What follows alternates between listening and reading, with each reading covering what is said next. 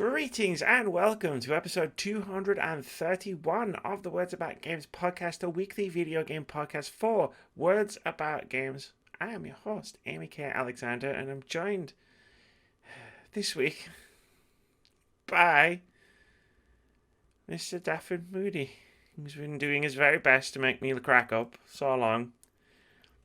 The recording's been running for like 6 minutes. How we doing, everybody? Have we had a good week so far? With me? Everyone in general, you, the world, everybody. Not really, no. I mean, between an anxiety over an election in a country I don't live in, Don't worry, the Blues got that. and the lockdown nonsense that's been going on all this week in the country I do live in, video games have been a solid respite for me. I can appreciate it. I understand that. And luckily, there's no one did anything monumentally ridiculous this week. Yeah, not for this podcast. In the industry in general, yes. In the industry in general, oh god, yes. Yes. Keith always used to make me... one for us, ladies and gentlemen. Yeah, Last week there was a few rants from us. This week it's just about capitalism. And how much... Yeah, I hate capitalism a lot. But now that I've secured our dislikes for the week... You did, I did. You know, if we're not going to rant, we've got to at least, attack something the right-wing gamers like. And I guess this week it was capitalism. And we did it right off the bat. So you guys can go now. Yeah. Some people took exception last week to us to our thoughts on Cyberpunk. So that was fun. But yeah, I want to mention that we're recording this podcast on Bonfire Night, which for people who don't know what that is, in the UK, one day of every year, we get together to collectively explode all of the fireworks for no real reason. And unlike in America, where they're sensible and they do this in the middle of summer, we do it in November. Remember, the 5th of November. So if you hear like distant explosions in the background, it's bonfire night. Mm-hmm. It's either bonfire night or finally the UK has said, fuck it, let's have a revolution. Oh, that'll never happen. That's true, yeah. We're too lazy to have a revolution. I know too many people who are too disappointing for that. That is true. Yeah. In Scotland, they'll just keep building their wall. Scotland will rebuild Hadrian's Wall. And Wales will do something. So long, suckers. Wales will start digging into the ground to try and crack Wales from. Wales is just in this project. To join Ireland. It's just 100,000 people just trying to chisel the country loose from yeah, something like that. Yeah. From England. Like, yeah, I can see it. I could see it. I mean, Scotland haven't started that yet. I wish we could secede. Oh yeah, I think the North needs to start doing that as well. Start separating from the North, so the South. Leave you South guys alone and girls. And you know what? I know plenty of people in the South. They're all very lovely people. I enjoy visiting the South, but Jesus, guys, we need to get out of here. Yeah, South not good. We need to go. People are alright, but South not good. Yeah. Just like England in a general sense, it's just like, oh my god, like if this was a different kind of podcast, I would tell you about the conversation I overheard at the corner shop today that just like made me want to tear all of my hair out. And I worked a long time to get my hair this long. I know you can't really see it because I got it tied up, but it's pretty long. Trust me. It is. Yeah. No. So I think we've got about 10 dislikes now. So. Yeah, sure. We're good now, so... Yeah, no, we're good, yeah. So, let's on that note... capitalism. Let's discuss capitalism and secure the other 50 dislikes. I don't think we've got anything controversial to say, but, I'll do the intro anyway. This is the Words About Games cast. Every single week we discuss what's going on in gaming, the games industry, and gaming culture.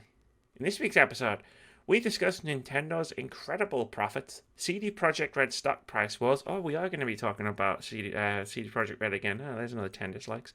A bunch of PlayStation 5 news.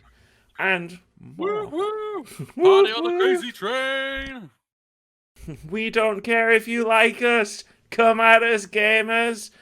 Oh, I've built my life on not people not liking me, so I'm just like, Yeah, I don't know. bring it on. What are you gonna say? Yo, a fat twat. Oh, it's the pain. Oh, After yo, we dummy. yeah. No, it's the essays I enjoy, where it's like games, it's like one giant paragraph. Like, I enjoy those a lot. Filled with all of the usual snowflake this and alpha male this, and it's fun. It's all good. It's fun. It's very cathartic to just delete them.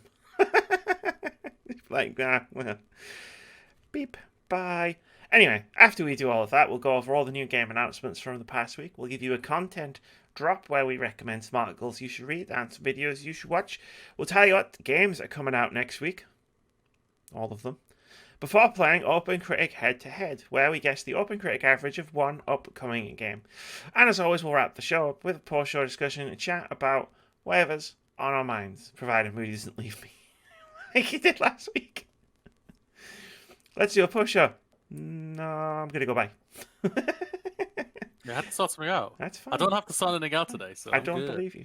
You've got me all night, Amy. Oh god. Timestamps are in the description below the video on YouTube, so you can watch any particular part of this podcast that you want. You can watch only certain parts. You can watch the whole thing backwards. We don't care. We're just happy that you're here. Cheers. Cheers. I figure anyone who's hit the dislike button at this point is gone. So I'm happy that the rest of you are here. Also, we're available on Spotify, iTunes, Google Play, yeah. Amazon. I still haven't had an email. Amazon, Podbean. Just search around your favorite podcast provider, and as long as it's not Google Play, you'll probably Google are looking find at us. another TV screen right now, so they're like, we don't have to do anything. We've got a thing to concentrate about, which is going to take forever to find out. Yeah, I mean, as someone who, hosts a podcast on YouTube and owns an Android phone, and we used to subscribe to Google Play Music until they decided to shut it down, and then they were like, use YouTube Music, and I was like, nah, I'm going to use Spotify instead. I'm used to their ways. They're not very good company. There, I said it. But what are you going to do when you've got no choices about where to put your videos? Put them on Twitch. I mean, I stream on Twitch. Our very lovely Phasmophobia stream. Not 24 hours ago. Yeah. Come and have a go if you think you're hard enough. What did? But it didn't have a go at you dick. It did eventually. Eventually, yeah. Mm-hmm. Sure, I took out the weak one, so I'll come for the hard one. Uh-huh. The one who's screaming all the time. It's because all the ghosts were trying to kill me, Moody. I couldn't help it. Especially with the first news isn't about ghosts. Especially the crawling one, though. It was so creepy. It was so freaky. The last one, yeah. That was pretty scary. I was like, I'll take a picture. And then it crawled at me. And I was like, ah! Click. And it phased out of existence. And I took the picture. And I was like, my death is meaningless. Hello, darkness, my old friend. But you're right, this isn't a Phasmophobia podcast. That's on Monday. This is Always About Gamescast podcast, and we're going to talk about news. All the exciting news. We're going to try and bring the energy. Because it's been a slow news week. Oh, I've got nout for my pop movie podcast, like zilch. It's almost like there's something else going on somewhere else in the world that has just taken up everybody's attention. I know. Can't think what that would be. But Nintendo reports extraordinary sales and profit up 200%. This is from Tom Phillips over at Eurogamer. He writes, Nintendo has recorded huge profits for 2020 and raised its financial forecasts for the year as it sold millions more Switch consoles and tens of millions more copies of both new and evergreen games. Super Mario 3D All-Stars has shifted 5.201 million copies in just 12 days. Nintendo's sales data only runs up to the 30th of September. A total number perhaps boosted by Nintendo's bizarre decision to remove it from sale at the end of March. Animal Crossing New Horizons is now on an incredible 26 million sales since launch in March, double the sales of predecessor New Leaf.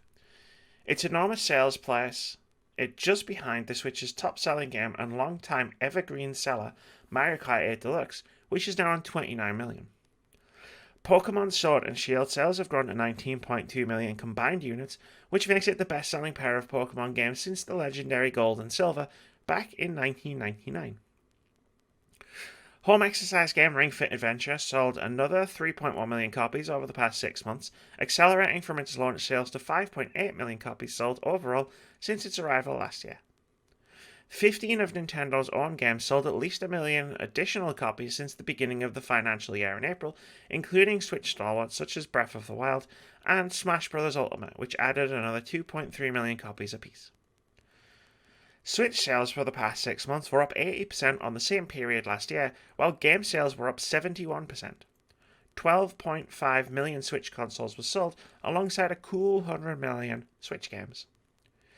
Nintendo Switch is now on 68.3 million consoles sold total, which means it has overtaken the NES to become the second biggest seller in terms of Nintendo's own home consoles. Calling the Switch a home console is Nintendo's own definition, behind only the Wii. All of this translates into some rosy-looking financial returns for Nintendo, with half-year sales up 73% to $7.4 billion and an incredible 209% year-on-year rise in operating profit to $2.8 billion. And yet there are companies out there that will claim that video games are expensive and we can't make money off of single-player video games. We have to sell the microtransactions. Congratulations, Nintendo. Yes, congratulations to Nintendo. Well done. Well done. You've done amazingly well. Just did 12 days, 5 million copies plus for Super Mario 3D All-Stars is incredible. 26 million for Animal Crossing. We thought that was going to be a big game. And we all believe, and I think it's fair to say, that the coronavirus has helped it to get that sales, but wow, that's still amazing. Congratulations to that as well. I think it's going to probably leapfrog Mario Kart. I think it will get there. I agree. Pokemon still being as strong as always. It's Pokemon. Even when the people are mixed on it, or it gets big, controversial, and boycott and all this, and it's just we're almost at 20 million units. You plebs, bugger off. Yeah, it didn't stick for me, but I'm glad it's resonated with people, and everyone's saying the new expansions are really good. So that's all I have. That's my input in Pokemon. I played it for 10-15 hours, and I was like, cool, that was fun. Probably not do that again. It was in your list for best games of the year last year. It was. Yeah, so it can't be that. It can't be that. Yeah, it must have been more than that. I mean, I did say cool. That was fun. That's like giving a film an average rating. No, it's not. If I was given Pokemon Sword, which was the one I played, an average rating, I would have gone, yeah, whatever. All right. Ring Fit. Ring Fit's great. Keeps pottering on as always, and yeah, just Nintendo set themselves up perfectly to be the perfect home console when it came to you can have the TV on in the background and you can just depart yourself and just have your little console within your hand and being handheld and everything, and it's absolutely fantastic just that way itself. I mostly play it handheld when it comes to my Switch, and yeah, well done Nintendo, 200%. That's amazing. Yeah, I mean, I'm the opposite when it comes to my Switch. I don't really play it in handheld mode. I've never really been much for a handheld. I like the Vita. I thought that was cool. But for the games that were on it, never necessarily because I was yeah, I want a handheld. I play one mobile game a year. Yeah, I don't really undock my Switch. I get more use out of the Pro Controller than I do out of the Joy-Cons. But it's just such a great idea for a console. With Nintendo, I don't think PlayStation or Xbox could have pulled off a console like this. Like it's the marriage of it being a home console / handheld hybrid, while also being a Nintendo console, so having all of the Nintendo games on it, and then bringing all of those popular indie games, and then saying, cool, these are now portable if you want them to be portable. So like you can play Hades portable, you can play Hollow Knight portable, you can play Fortnite portable if you want. Yeah, that's true. Yeah. Play Apex Legends portable these days. Or The Witcher 3. Like, it just... Yeah, like, every time I see something like this, because Nintendo's having a great generation, the Switch might end up outselling the Wii. Like, all of its franchises, because of how well the system's selling, all of its franchises are breaking records. But I flash back to 2017.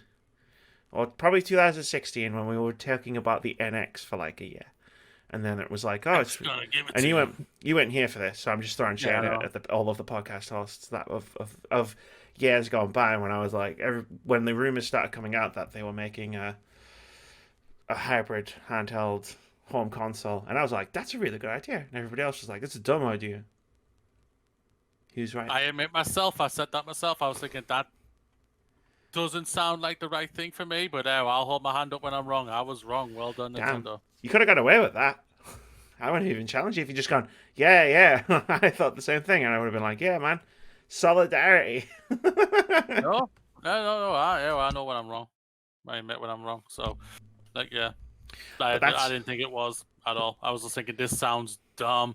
The PlayStation 4 is doing really, really well. Xbox is slowly starting to come back, even though their sales are still nowhere near as good as what they probably would have wanted it and everything. But with all how successful and how bad the Wii U was for them, I was literally thinking they're not going to go a handheld again. They're going to do a console.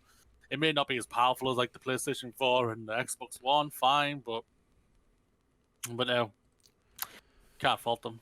Oh, the Wii U was a disaster. Like, the Wii U is weird, though, because it had a lot of really good games. It just... The hardware was bad. The name was bad. The controller was awful. Like, the controller was one of the worst things I've ever held in my hands in my entire life. And let me tell you about some of the things I've held in my hands. But we won't go there. Please not. Maybe one day. Words About Games podcast After Dark. The After Dark, the dark hours. It is, but you know. Yeah, it's pretty dark right now. It's not too dark because every time I look across, I can see explosions.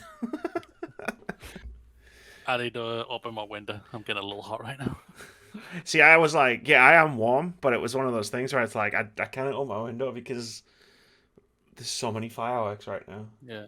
Well, I'm not hearing any, but I'm also going to turn my heating off. I've got the thingy as well. Alright, I'll read the next news story. You go for it. I've already read it, so. Yeah, so the next one. CD Projekt Red's share price fell 25% in the last 2 months. This is from Jody McGregor over at PC Gamer. He writes, as Games Industry Updates notes, I don't think I copied the beginning of this story. CD Projekt Red's share price peaked in late August with a market cap of 42.4 billion Polish zloty, which is about 10.7 billion US dollars. The individual share price was just under 461 zloty per share, or 116.50 US dollars.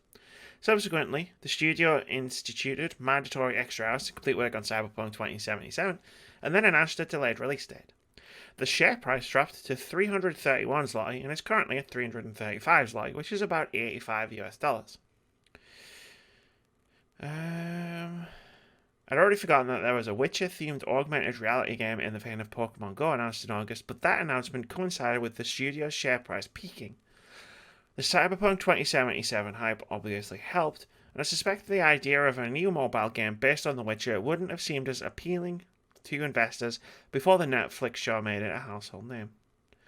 CD Projekt Red stock fell earlier this year when the impact of the COVID pandemic became obvious, rallying after President and CEO Adam Krasinski explained they already had another big single-player RPG with a relatively clear concept in the works, widely assumed to be the next game in the Witcher universe. That's a weird news story. Like, no, I mean a weirdly written one. It was very strangely written. especially as brought up Pokemon Go. This isn't the surprise when it comes to like certain things like this. Like they've had a bad bit of publicity of the last couple of weeks and months, really. The crunch, the delays, and then delays again, and everything. And it's just because it always happens. It's just what always happens. And then when the game eventually will come out, if it's this year or next year, I still think they should push it to next year. I will reiterate that. There's another 20 dislikes for us, Amy. Oh, they should push it to next year, but they won't because capitalism. Capitalism is good. I have to remember that. I really hope you're being sarcastic. Am I, ladies and gentlemen? I hope so.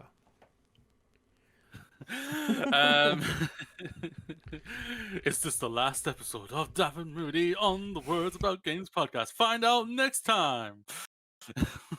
We have a heart-to-heart. It'll be a heart-to-heart special post-show discussion, heart-to-heart, and then it'll be like, and the next morning, Dav and Moody has been ejected. Fire! Dav and Moody has been voted out this podcast.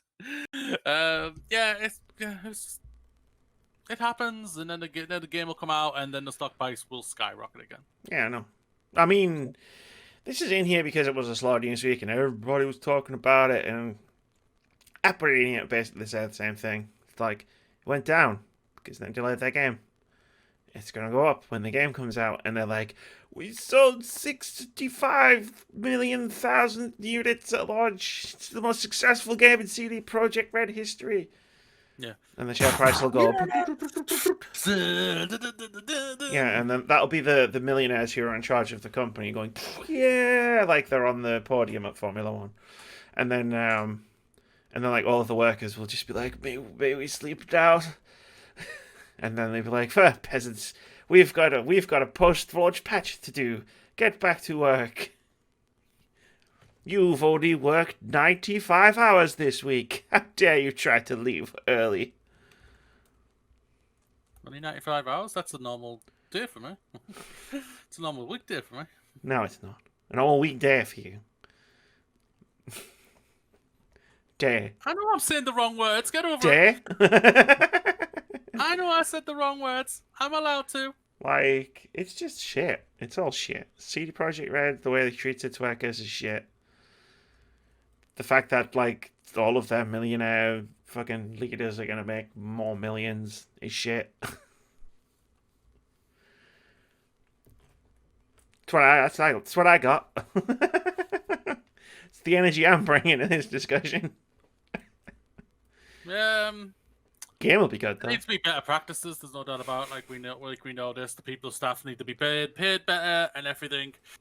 And then capitalism will be actually good for once for a lot of people because, like I say, millionaires, you can earn money, but you can actually pay the staff at a reasonably good wage. Not just reasonably, a good ass wage for all the hours they put in for you, especially if they crunch and all like that. No, you don't want to do that. That's fine. It's not fine, but that's how the world is. Let's just say the fact. But yeah, it's No, it's not fine. They lost money. They're gonna gain like, that back. Yeah, it's like I'm so like even if they didn't, right? Even if the stock price didn't go back up when Cyberpunk comes out, guess what? They're all still fucking rich. They're all gonna be rich, so it's all right. Now, would I like some bit of that cheddar? Yes, I don't deny that. I wouldn't mind some of that cheddar. I too would like to be rich. But I have a feeling the things I would do with my riches versus the things that rich people do with their riches are vastly different, to the point where I wouldn't really be rich. Yeah, you wouldn't be rich for long. No, I would not. Like, I remember talking about it on Twitter, where I was like, man, if I had the money of Elon Musk, this is what I would do. And then it would be like, but then you wouldn't have the money of Elon Musk. It's like, I know, but my conscience would be clear, and I would be happy. And that's all that matters, ladies and gentlemen. Absolutely. But then, like, I feel like ethical people can't be millionaires. Go figure. Next story. I would have put this at number 1, but this was like literally like as I was doing the notes, I saw this. PlayStation and I already had like a PlayStation block in the thing, and I was like, I have to move the whole block. And it's like so little effort to edit a document, Word document, but at the same time I was like, that little effort is too much effort. So this is number 3. PS5 won't be sold in retail stores on launch day. Sales are online only. This is from Michael McGuire over at Polygon, who writes, PlayStation fans who are hoping to secure a launch day PlayStation 5 console by visiting a retail store in person or camping out for a first crack at one seem to be out of luck. Sony says that PS5 sales will be conducted in an online-only capacity on November 12th, when the next-gen console launches in North America, and on November 19th in other regions, as a preventative measure during the pandemic. Quote, in the interest of keeping our gamers, retailers, and staff safe amidst COVID-19, today we are confirming that all day of launch sales will be conducted through the online stores of our retail partners. Sony Interactive Entertainment's Sid Schumann said Thursday in a PlayStation blog post. End quote. Sony confirms that no units will be available in-store for purchase on launch day and advises customers to, quote, be safe, stay home, and place your order online. End quote. How? Where? Quote, gamers who have pre-ordered for pickup at their local retailer should still be able to do so at their designated appointment time under the retailer's safety protocols. Please confirm the details with your local retailer, end quote. Makes me glad I did order online. This is not surprising. Should they have released this earlier and told people earlier? Yeah, there's no doubt about that. Sony don't want... But it's simple as Sony don't want the headlines that some parent will just say, Sony PlayStation 5 gave my child COVID. Yeah. It's not surprising. Like I say, for me, they should have just released this earlier instead of a week from its release in North America. Yeah, so I don't know. Like Sony's communication in 2020 has been poor. So it's like 2019 was poor. So probably. At the end of every year, I delete all of the information and everything from like all of the previous year's podcasts, and then I just go in fresh. That's fair, understandable. So it's like in 2020 the communication was poor. It probably was last year as well, but I don't. I think everyone's going to be doing that at the end of the year. 2020 is going to be worse. I'm trying to warn everyone. I'm trying to warn everyone. 2020 was going to be worse. I guarantee it. Yeah, they're just trying to avoid that headline. Like, it's the right thing to do, of course. Definitely, yeah. Does it suck for people who were going to buy a console? Yeah, I guess. But at the end of the day, there's probably not going to be very many. There probably wasn't going to be very many available anyway. Well, they've sold the allocation, so they've sold millions already, so it doesn't make really bloody difference how you get it. That's all. That's what I mean. All they care about is that as long as you get the console, ladies and gentlemen. I can appreciate you want to get it on day one. Bloody hell, if I had ordered it and I wanted it on day one, I would make sure to get it on day one. But I mean, I should still be getting it on day one. It's all still on track, it says on my account. But yeah, it's how it is, unfortunately, at the moment. Especially in the UK, where like all of the shops are closed. Just locked down, yeah. For like click and collect only, which means like you can't buy anything at the shop. You have to place your orders online anyway. So, in this country, that would have happened either way, because we're locked down well past the PS5 launch today. But yeah, be safe, stay home, and place your order online. You telling me there's PS5s available online, Sony? Well, don't worry, guys. You got your Xboxes next week. So Doubt. It's going to be the same thing. Like you said, Xbox. I'd be very surprised if Xbox haven't already released a statement like this already, before all of this and everything. I don't know. So. They've got that partnership going with GameStop, where they're pretty much keeping GameStop in business. So I don't know what they're doing in terms of their in-store. You got to think they'll have the same safety protocols. Time slots and everything in America. It seems a bit weird that Sony is announcing this, if I'm honest, because like they're saying it's not going to be available to buy in store in person to avoid people queuing up at the stores. They're doing it on the PlayStation blog, so millions of people aren't going to see it anyway. It will probably still go to the stores to try and get one, but like. Surely that's the individual stores themselves that would decide that, because they're the ones, once they get the stock, they decide, like Target and Best Buy, for example. Like, once they get the stock in their warehouses, they distribute it based on whatever stock allocation algorithm, like, they run off. Yeah. Like, Sony can't really mandate that. I don't think. I might be wrong. Yeah, I might be wrong also. So it's a weird statement in that regard. But it's a statement that makes sense from their perspective. That might be why Xbox haven't said anything, because they're like, yo, like, Xbox are going to be able to tell fucking Walmart what to do with all of the Xboxes they bought off them.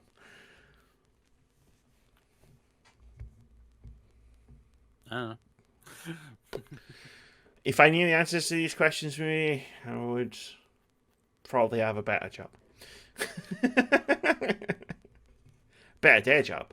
I love my second job. Your nighttime job. My after hours job. I I also quite enjoy hosting this podcast. Hey yo! PlayStation CEO says VR won't be a meaningful part of gaming for years. This is from Addy Robertson over at The Verge. He writes, Sony PlayStation CEO Jim Ryan says virtual reality won't be a meaningful part of interactive entertainment in the near future. I'd say a few years is the near future, but I guess that's splitting hairs. Ryan indicated to the Washington Post that VR still has a long way to go, although he emphasized that Sony isn't giving up on the medium. The statement suggests that an update to Sony's PlayStation VR headset is years away. Quote, I think we're more than a few minutes from the future of VR. PlayStation believes in VR. Sony believes in VR. And we definitely believe at some point in the future, VR will represent a meaningful component of interactive entertainment. Will it be this year? No. Will it be next year? No. But will it come at some stage? We believe that. End quote. He notes that the upcoming PlayStation 5, which will be released November 12th, supports the old PlayStation VR headset with a special adapter. Pinning VR's success to, quote, some point in the future and ruling out a meaningful VR market in 2020 or 2021 isn't a hugely positive short-term view of the medium, at least compared to Sony competitor Facebook, which just released its Oculus Quest 2 headset. That said, it would be more surprising if Sony indicated we'd see PSVR news in the last few months of 2020. Duh. This is not surprising whatsoever, just like the other one. No, well, The world's not ready for VR yet to become fully mainstream. It's not there. For the gaming audience who uses it and everything like you and everything like that, it is. You only play like what 2 or 3 games on it a year? Well, this is the point, right? So, like, there's a lot of layers to what Jim Ryan's saying, in that it probably won't be a meaningful part of gaming ever, right? Because, like, you have to spend a lot of money to buy. It's not like buying a controller, right? Or, like, any other peripheral. Because, like, as we discussed VR, obviously, when they all launched back in 2016. And it was a peripheral. We'd sit there and go, it's a peripheral. And it's an incredibly expensive peripheral.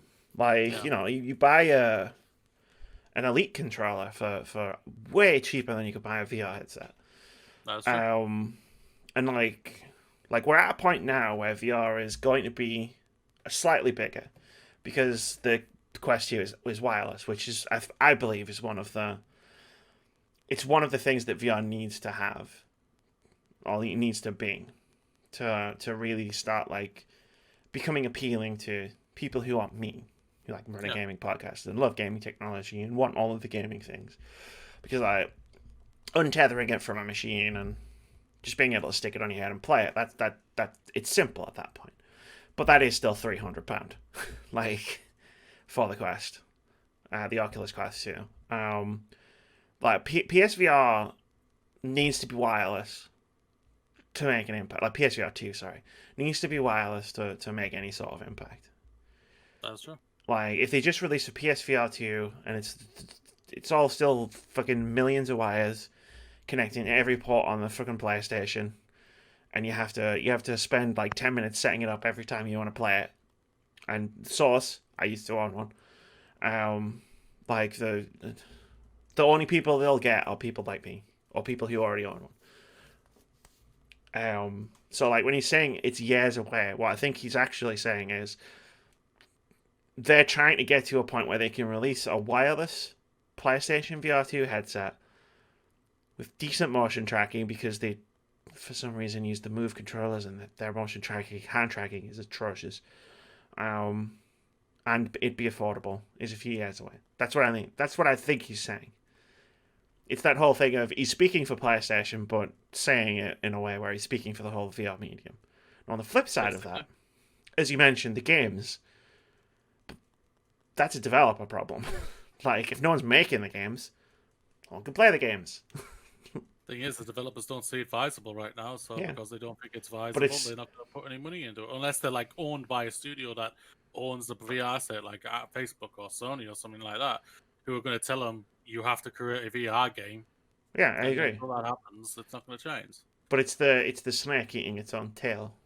Like, do you use a metaphor? It's like, well, it's not going to get big unless you make games for it.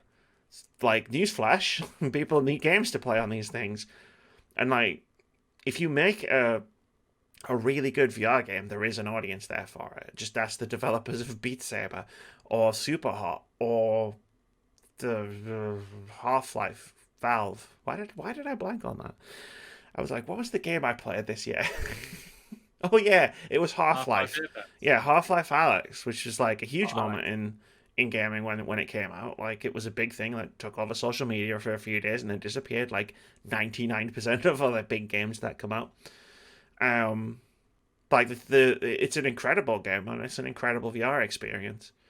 But then nothing follows it up, right? Because, well, what's the next thing? What's the next big VR thing? And even I don't know the answer to that. What's the next big VR thing? I don't know. There was this Battle Royale game that came out like a couple of weeks ago. Like I thought, like people thought might be a thing, but I've never seen anyone talking about it, so I guess it wasn't. VR needs to become a full big thing. Needs to broaden itself out into a bigger spectrum of going into like watching films from it as if you were in a cinema type. But this is the thing. You can actually do that. Like, it needs to be wider and bigger, though. You need a big tentpole films to come out. You need Disney or the Warner Brothers, the Universals, and all like that. Really, really go into this. Yeah, they're not going to do that right now. It already depends on but that could also change. It already depends on what things are like this time next year. Because if the things are still the same, pretty much like this time next year, one, like I've already said multiple times on my own podcast, the cinemas will be dead. They'll be gone. They will not be around anymore because they won't be able to be open or anything. And so then Disney and all the other movie studios then might start looking into other technologies like that, but they've already got that with streaming. So, but you see, this is the thing. You say that, and you can already do all of that. Like, when I had a PSVR, I don't use it on my PC one because PCs are stupid. But, like, when I have my PSVR, like, and then it works on any VR headset, you can literally have a cinema experience. It even, like, you can have a gigantic screen in front of you, and you can use the Dolby whatever the fuck audio, the good audio that comes with VR, to watch on a virtual giant screen. And hey, PlayStation's got Netflix. I was literally, when I had a PSVR, sometimes I would literally be lying in bed, like with the VR headset on, just like watching movies and TV shows on giant screens. You can already do that, but again, it's expensive. Like, it's an incredibly expensive peripheral. Like, it's a phenomenal experience. Like, VR is an incredible experience. Like, anyone who's tried one, I've spoken to them, like, it is great. But again, it then comes to the point where it's like, well, would you spend £300 on a Quest 2 or £400 on the Quest 2 with the expanded hard drive? Or if you've already got a PlayStation, would you spend £250 to £400 on a PSVR? Would you spend £1,000 on a Valve Index? It's like, no, you wouldn't do any of that. And the price, I can't see how the price can come down. And that's where I think VR's sticking point is. And I don't know whether it's going to get past it. If there were, instead of like 1 or 2 big games coming out for VR per year, if there were like 6 or 7, like games that everybody was talking about coming out on the VR headsets, then maybe, you have a different conversation and maybe that price starts to become worth it. this is where capitalism needs to turn into a good thing, where it actually uses its money to create headsets that are going to be on a cheap end's price, take a hit, but knowing that what they can get back in probably software sales or something like that, that's the only way it's going to happen. Until some big company does that, and I mean big company that knows it can sustain itself even by taking the hit, but they're not going to do that because the hit's probably for their investors, like we've already talked about, is going to be too big for them. Yeah, 100%. I don't see any company being able to, because, like, okay, like, let's do a thought experiment. Like, bearing in mind, you've heard me talk incredibly positively about virtual reality as an experience for the last 5 years, 6 years, whatever. Since the very first time I sat down with an Oculus Rift development kit headset and played Alien Isolation, and questioned how I make life decisions. Like, like you've heard me talk about VR for years and years and years. Like, Yes. what you've got a VR ready PC, you have a PlayStation 4. Like, let's just assume that, like, whichever platform you want to get, cool, you're gonna get one. You have that ability. How much would you be willing to spend on that experience to have that headset? 300 quid. Right, cool. So, like, that's the bottom end of VR. Like, you know what I mean? That's like the cheapest entry point into VR is 300 quid. So, like, you're a gaming enthusiast. You co-host 2 video game podcasts a week. You're more or less, like, as I like to always describe us, inside the industry, pressed up against the edge. Like, now imagine you're just normal Daffyd Moody of 5 years ago, who was none of those things maybe, and just like to play games every now and again. Would you still say you would spend £300 on a VR headset? No, I would say I wouldn't. Yeah. So that becomes the problem of, like, cool, well, like, how do we get those people into VR? Yeah, it's trying to sell it to the normal audience, the gaming audience, the not the casual basic gaming audience, and everything like. And it's like the same thing when it comes to movies and everything like that. The people like the geeks and all like that, who are like what you just said, have the ears in the industry and all like that, think that they're getting targeted at us. You know, they're targeted at the general movie going audience, the people with their families and kids and everything. They're not caring about you. Yeah. They know you. They know they got you. You're in already. It's the rest. Yeah, right? It's like, profit. for all the criticisms of PlayStation that have come up across 2020, like, I still have a PlayStation 5 arriving in 2 weeks. Like, because they've got me already. I'm already invested, and I want to keep being invested, so I've got the new console coming.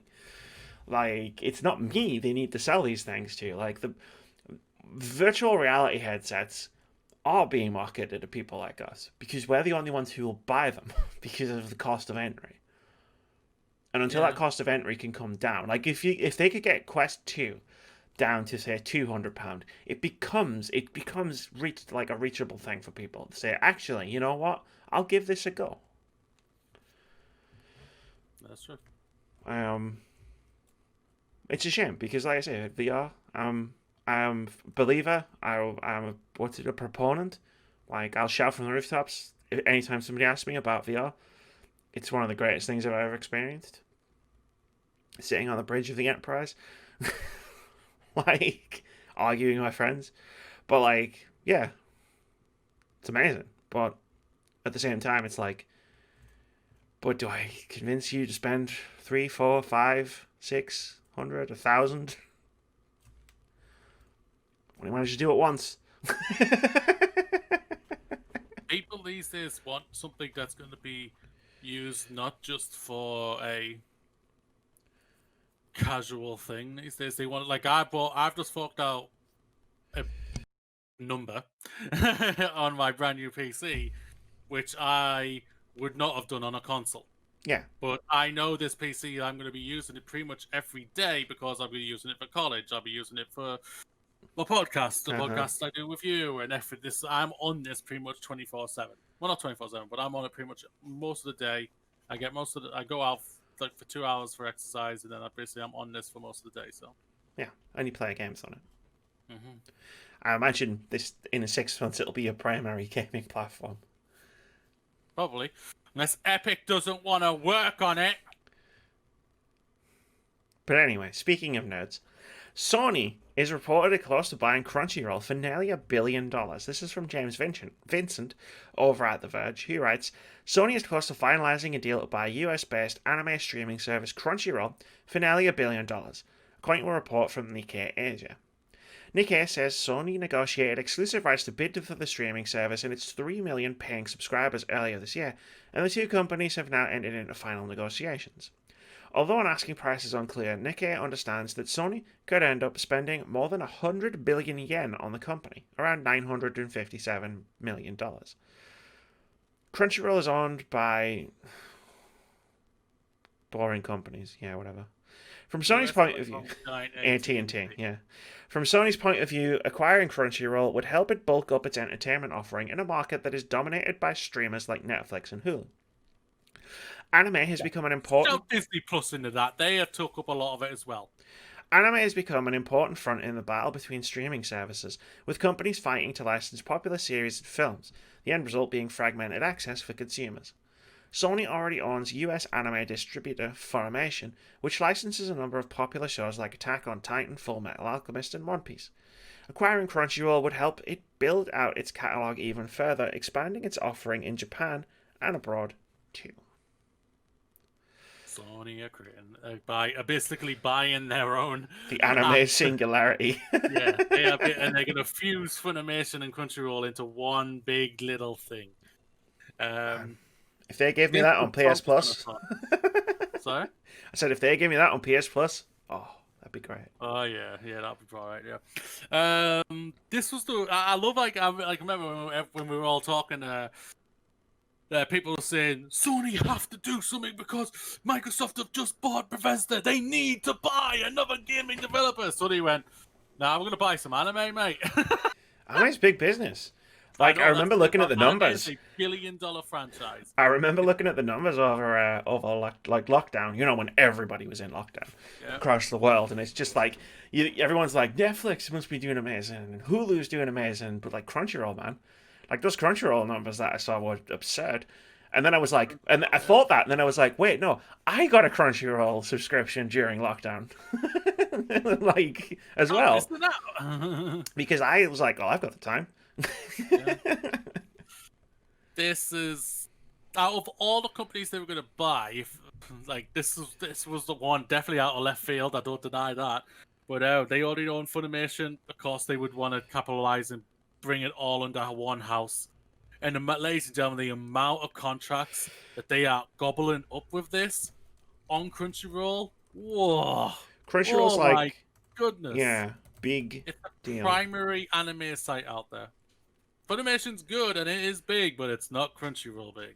Yeah, no, Crunchyroll is insane.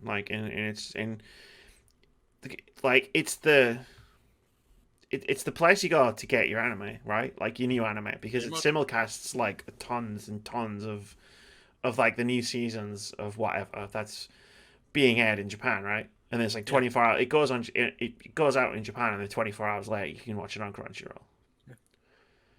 What this is going to happen, you can see in the long-term vision of it for me, is that you're going to have simultaneous casting between subbed and dubbed. That'd be amazing. Straight away. Like, they do it on, obviously, the big ones, like you've got Attack on Titan, and My Hero Academia, but when it comes to, like, One Piece, that is very slow, even though One Piece is one of the biggest animes in the world, ladies and gentlemen. If you don't realize how big that one show is that's been around for 20 years, I think I want to say. It might be more now. And still going strong, especially in Japan. It's like, you have no idea. I have no idea. This is absolutely bonkers. Like, I don't mind watching stuff with subtitles. I've been on your podcast to talk about that before, about movies, about foreign movies. But, like, yeah, I do prefer the dubs to the subs. But I feel like especially with anime, where it's like, if I'm watching a live action movie, like, I generally, when I'm reading subtitles, nothing is happening on the screen. Like, people are talking, cool, I might miss some facial expressions, okay, cool, like, I can live with that. But, like, with anime, it's, like, usually, like, there's people talking all the time, and there's, like, this amazing art that's happening on the screen, and it's hard to focus on one or the other. Like, and it's, like, that's why I prefer dubbed, because it's, like, I want to watch the cool battle or whatever that's happening on the screen with this amazing animated artwork, but then it's like I have to keep looking at the bottom of the screen to read. And I'm like, nah. Like My Hero Academia, one of the animes I watched during lockdown, watched about half of it. It's like, yeah, man, like there's a lot of shit going on the screen. Like I don't need to add words to that. Like as well. Like I feel like I would never be able to keep up. Mm-hmm. That's true. Let's just say, go beyond. Go beyond. Don't leave me hanging. It's been months, Moody. I don't remember. My goodness. I don't remember. Live long and prosper? I can do a quote from the one I've been watching most recently. It's animated. It's not anime, though. Welcome to the world of tomorrow. Futurama's cool. By the way, it's still cool. I'm happy to report. You can turn off the PS5 DualSense haptic feedback and adaptive triggers. This is from Wesley M. Poole over at Eurogamer, who writes, Sony's announced the accessibility features of the PlayStation 5, confirming you can turn off the DualSense haptic feedback and adaptive triggers. In a post on the SIE website, the company confirmed you can reduce or disable the force of haptic feedback and adaptive triggers on the DualSense wireless controller. The DualSense's haptic feedback and adaptive triggers are pitched as two of the PS5's more significant new features. The tech locks down the triggers when your weapon is jammed in Arcane's upcoming immersive sim Deathloop, simulates the fatigue of the athletes on the court when playing NBA 2K21. As your players get more tired, you get more resistance when pushing on the sprint trigger. And the controller even imitates the feeling of spider sense in Spider-Man Miles Morales. But the tech had sparked accessibility concerns from some, so confirmation it can all be turned off is welcome. Meanwhile, Sony said the PS5 also includes improved audio enhancements to give players better spatial awareness. The PS5 also has a voice dictation feature that lets the users quickly input text without the need for a virtual keyboard. Thank you, Jesus. All you need to do is speak the words and they appear on screen. The PS5 also has a screen reader, which provides blind and low vision users with options to hear on-screen text. Deaf and hard of hearing users can type text messages that are then spoken out loud to other party members. And finally, the PS5 supports color correction in addition to the PlayStation 4's button assignments and closed caption. Yay. Yay. Right? Yeah, I'm hearing nothing but great things about this new controller. Like, this is like one of the big innovations when it comes to what the PlayStation 5. Now that all, like, I do appreciate that they've stopped talking about the bowstring, though.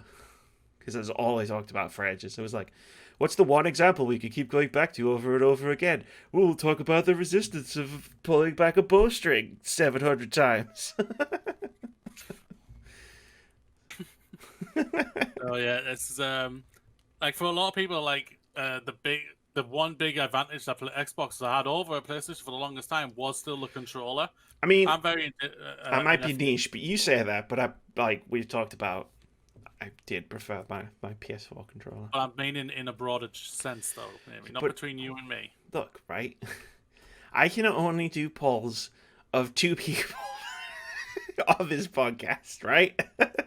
And it was 50-50. In a broader sense, the consensus is the controller that's still going to be the best. Is the Xbox? I almost said PlayStation. Is the Damn Xbox right you did. You say arguably, and I'm the one arguing. Continue. I will stop. But to hear that they've arguably done probably a better controller overall, where the consensus might literally be that they have the better, superior controller, that is amazing. I hear nothing but great things about it, which is fantastic. Just like you, I really enjoy the PlayStation 4 controller. I think it's a really good controller. There was a huge leap compared to what the PlayStation 3 controller. The Xbox controller, they've basically, if it ain't broke, why fix it type of mentality when it comes to their controller, because they have got a really good controller. There's no doubt about that.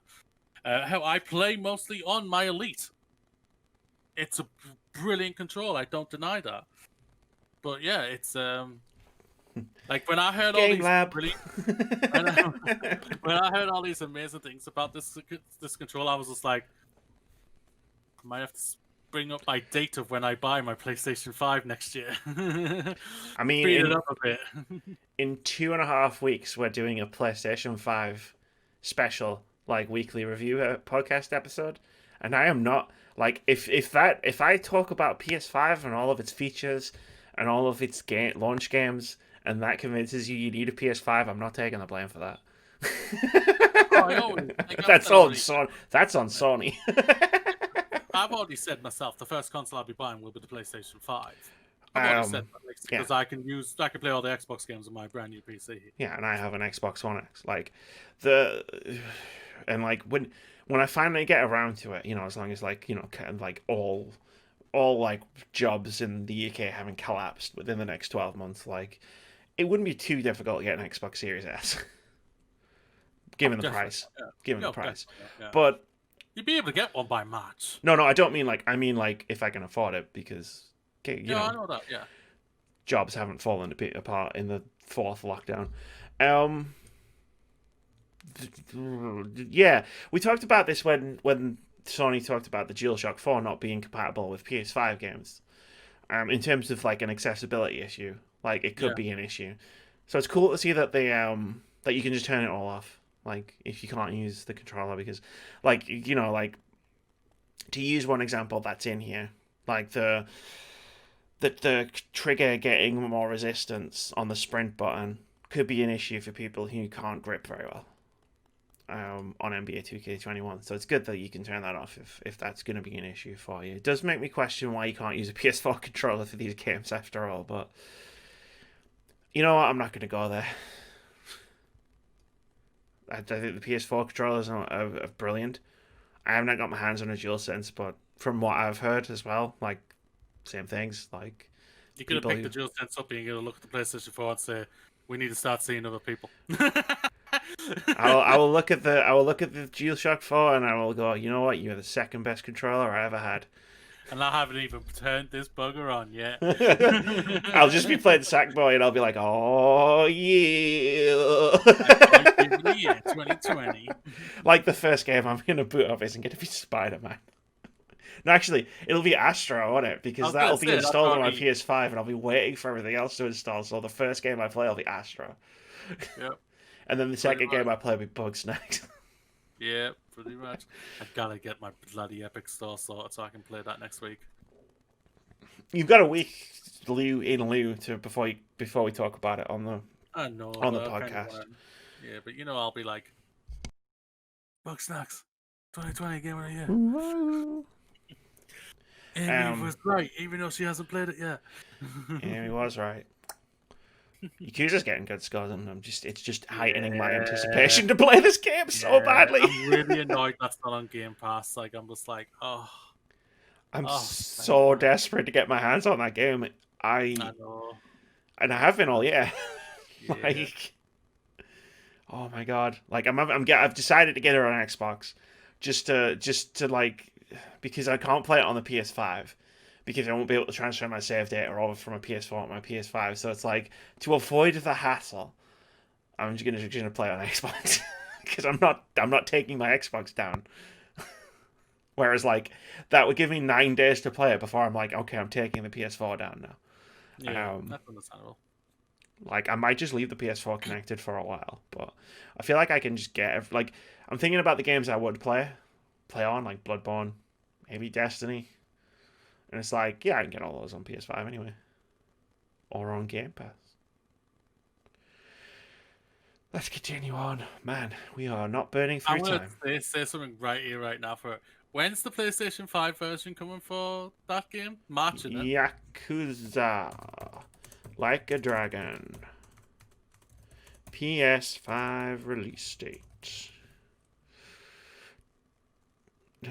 Not in Japan. Damn you, Google. March 2nd, 2021. That's when the Xbox will come out a week later, coming to Game Pass. Imagine. I can. Oh, I love Yakuza. It looks so good. And like, it's like I've seen like there's like a contingent of us on Twitter, right? Of like people who cover video games, who like anime and weeb stuff, like who like Japanese games, right? And like everyone out of that group who has played Yakuza is like, this game is amazing. And I'm like, fucking get in. Yeah, a friend of ours who's never played one before in his life, I believe, he says it's brilliant. I was just like, good God, man. You're changing. It's good. I love it. Oh, we used to have arguments about Japanese games on the podcast. You're telling me he likes it? Yep. Son of a bitch. Yep. Yep. Oh, now he likes them. Now that I've gone. Yeah, basically. He's doing it to fight you. He's just doing it to spite me. I don't like it. Let's talk about a Western game. Phasmophobia dev reconsidering early access plans after huge success. This is from Joe Scrabbles over at IGN, who writes, breakout ghost hunting game Phasmophobia has been so successful, this developer has had to reconsider their original plans for the game's future in early access, taking more time for bug fixes and new content before hitting a full release. Kinetic Games is made up of a single developer going by the name DK Niter, or D Niter, we'll call that, who created the game as a debut solo project with no formal development training. As such, the initial plans for the game's early access were fairly limited. Quote, I was originally planning the early access to be short, where I'd just add a few more maps, ghost types, and equipment. However, due to the game's popularity, everyone's expectations are increased, so I'm going to have to reconsider my plans for the game's future. End quote. D-Nighter doesn't go into detail about the details of the new plans, but it seems the game will remain in early access for longer than planned, and may well be more ambitious in the additions it makes. For now, however, the developer's focusing on existing features rather than new ones. Quote, at the moment, my only focus is getting the major bugs fixed before I begin working on new content. These bug fixes would usually be sent out when they are ready, but due to me having to update a lot of the game's code, a lot of new systems need testing. So the next update will be, yeah, go on, whatever. Just describing the next update. I put this in here because I'm like, along with Among Us, Phasmophobia is like little indie game that's came out of nowhere over the past few months. I think you keep forgetting Fall Guys. Fall Guys still high. It's still high. It's still high. It's not made by a small team. Among Us was made by 3 people. D-Nighter was made by 1 person. Fall Guys was made by Mediatonic, which is a company of like 100 people. Like, I'm celebrating like these 2 tiny little games, like made by like teams of less than 3 people. No, the Phasmophobia one, that is even more impressive that he has no formal development training. That is impressive. I'll give him that. Hats off to you. It is a bit clunky, but it was a fun game when I played it. It's early access. Last night. See, this is the difference between Phasmophobia and Fallout 76. Phasmophobia can get away with being clunky and janky because it's in early access. It's not finished. Whereas Fallout 76 wasn't finished, but they didn't say it was in early access, so it can't get away with being janky and clunky. Like, yeah, it's a great game. Tremendous game. I just love the idea of just this one. Again, it's similar to the Among Us thing, where it's like, this is one person who's just made a game, and he's just like, cool, I'm going to release it in early access. I'll do a few updates for it, and then I'll be like, yeah, cool, it's finished. And then I'll just use that money to make my next game. And then it's just like, oh, wait, everybody's playing this.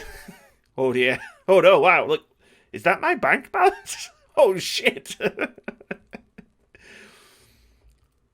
Capitalism is good, ladies and gentlemen. No, it's not. Shut up. But Phasmophobia is, though. Fun game. Can't deny that. If capitalism was good, Phasmophobia would make as much as Activision made on microtransactions in the last 3 months. And yes, it is a fun game. Gimme the forever kill buzz, ladies and gentlemen. The forever buzzkill. I'm not. I'm sitting here talking about how great this like single person developed game is. Don't be a buzzkill. And you're the one that brought up capitalism. You want to talk about a buzzkill? It's not as if capitalism was that good, it would have made this. I've muted you. Activision has done even more. Oh my god, I can't mute you. Okay, I'm just turning your volume on. Oh. I've turned your volume all the way down, which is exactly the same thing. What? What was that?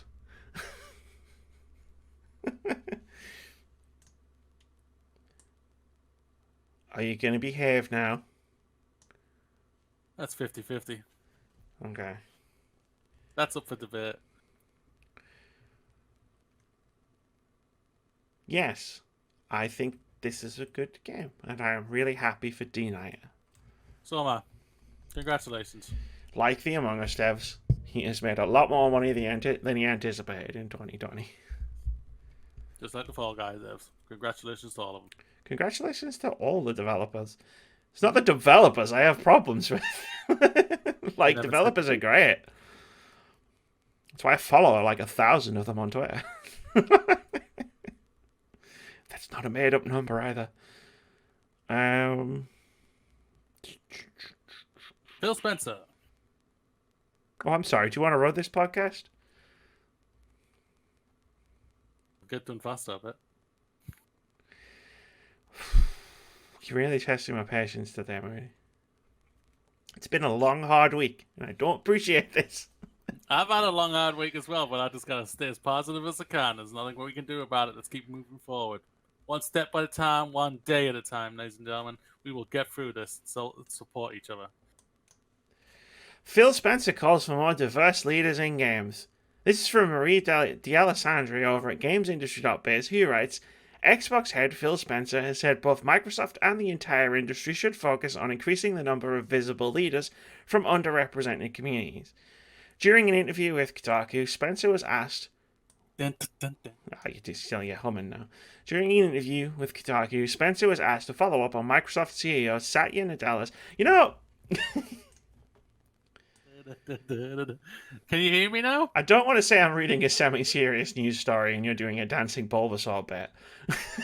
However... Can you hear me? Yeah. Okay, that's alright then.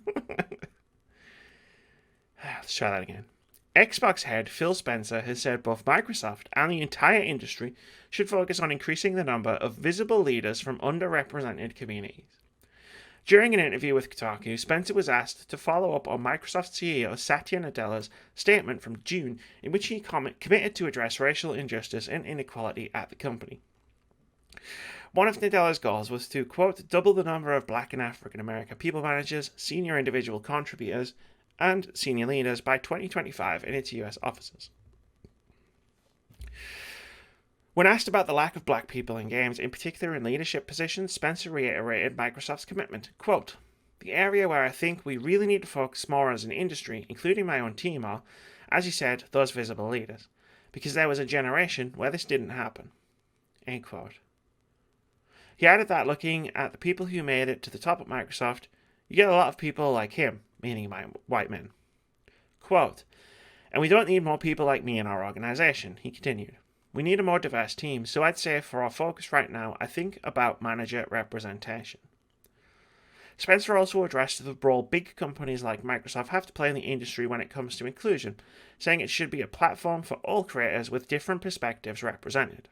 Quote, when you talk also about the representation in our games and in the industry and the role that we have as Microsoft, I think about the fact that we're a $1.5 trillion market cap company in the games industry. We should be a platform for all creators from different perspectives, who can help each of us that are playing these games learn through the lived experience of their creators, end quote. Spencer also discussed Milan Lee, a former Microsoft employee who left the company following its alleged failure to address racism within the management of its Mixer streaming service. Quote, where we start is the makeup of our teams, he said. What is it? And not just from how are our numbers in terms of representation, but the inclusion factor of our teams. How does it feel to work here? What's your lived experience? We have work to do. I have work to do in that. You can look at the Milan Lee situation and the conversations he and I had in June. And, PR won't love that I bring those things up in conversation. I think it's important that we are forthright and open about the lived experience of everybody on our team, and we are reaching the goals that we have for ourselves, and we have work to do in that space, end quote.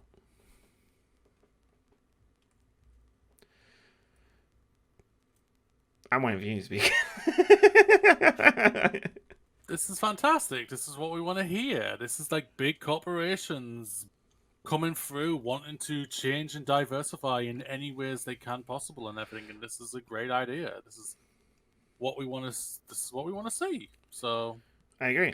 And he talks fantastic. about top to bottom as well, which I like. It's not just, well, let's make sure we have X amount of percentage of the people who work here be African American or female or non-binary or what, whatever it is. It's like he talks about having that, but also having that throughout all levels of the company, and also making sure that not only are the people there, but that their working conditions are good, unlike the Milan Lee situation that you mentioned, and then also making sure that they have the opportunity to contribute to whatever team that they're on.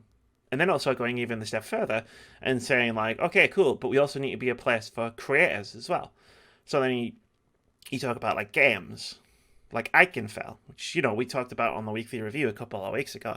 It's a game that I didn't really enjoy from a gameplay perspective, but like in terms of like the representation in that game, it's like one of the gayest games I've ever played in my life. It's fantastic, like, and it's not an Xbox game, but it's in Game Pass, so it's reaching a lot of Xbox gamers. And as it turns out, I actually follow a couple of the developers on Twitter, which I didn't know until the game came out. But like seeing them be able to express themselves through a game that's in that Xbox ecosystem, thanks to its release on Game Pass, which is like it's inclusion and diversity in the game, but it's those lived experiences that Phil's talking about.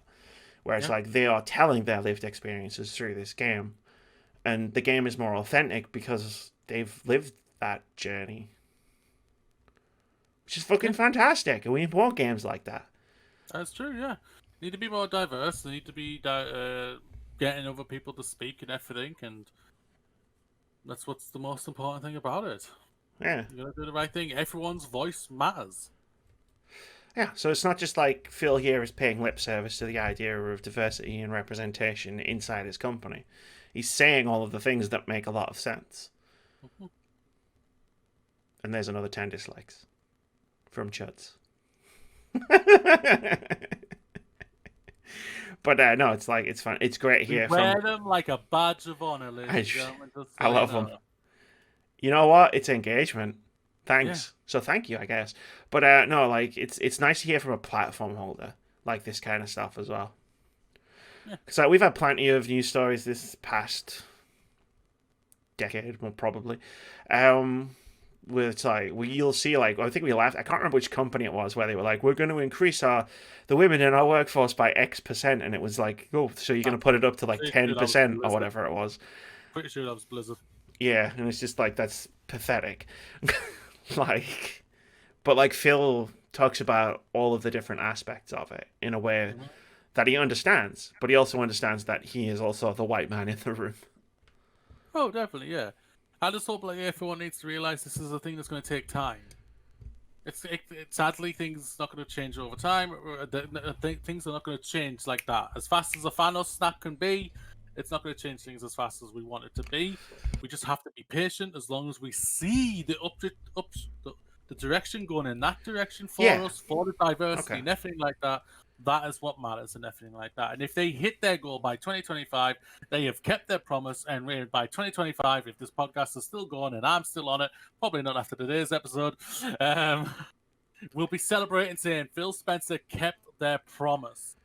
That is what matters here. That is fantastic. Microsoft have diversified in such a great way, which is what we all want to see. Hopefully, this is going to be a knock-on effect to the rest of the companies in the industry to say, we need more diversity. We need more people of color. We need more Spaniards. We need more women. We need more Asian people, Muslim people, the whole shebang. Diversify will make your games even more better, because when you brainstorm these games, the amount of things that could come from it is going to be amazing. Yeah.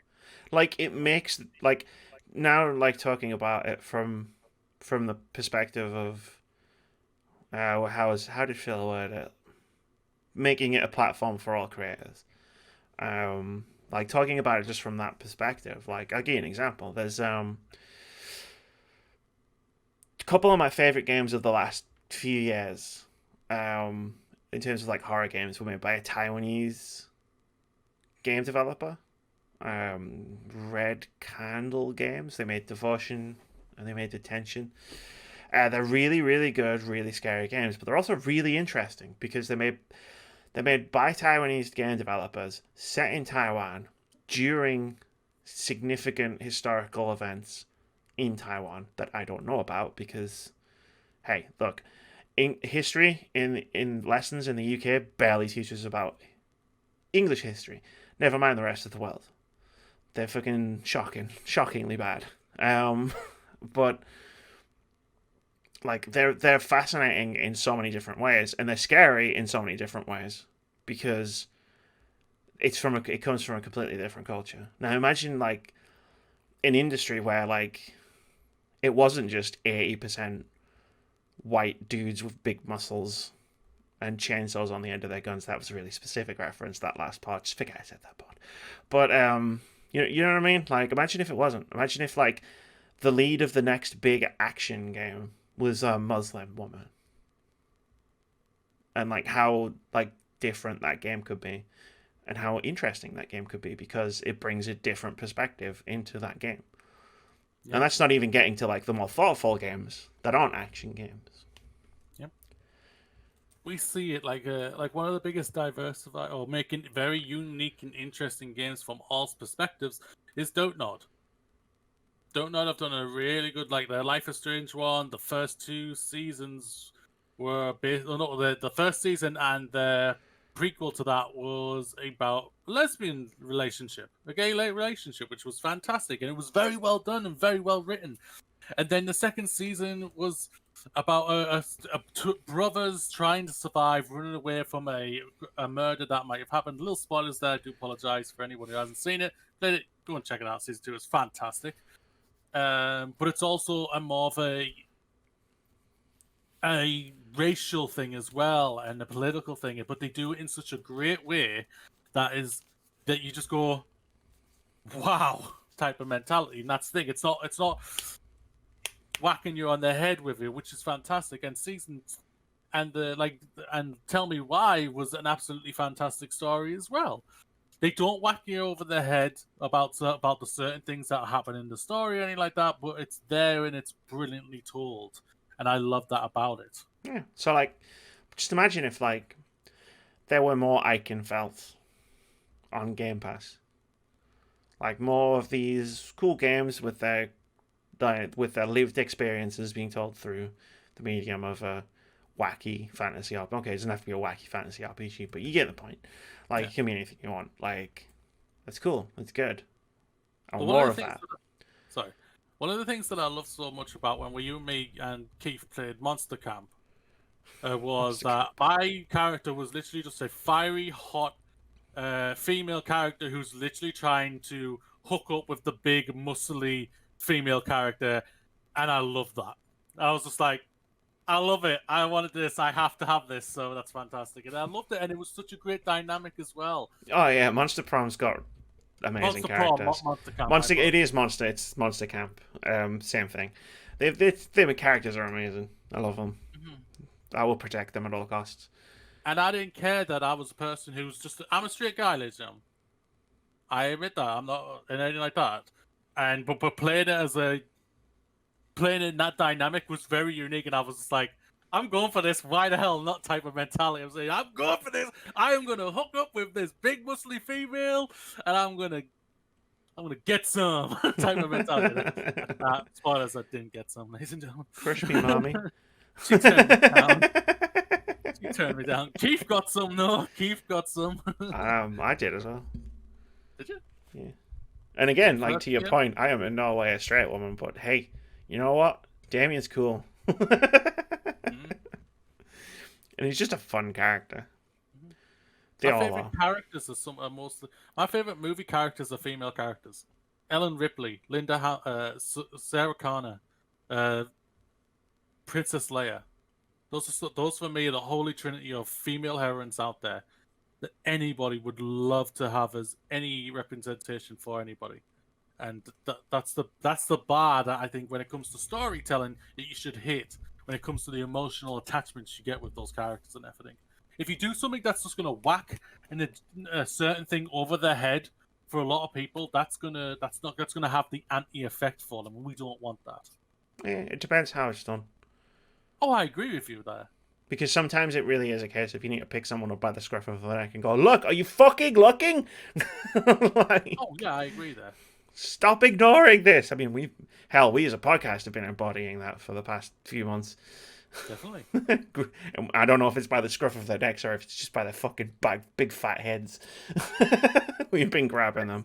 That's for sure. It is definitely something. But yeah, it's like representation is better than it has been ever in gaming in terms of both the games that are being made and the people who work in it and the people who work around it as well in terms of like content creation and streamers.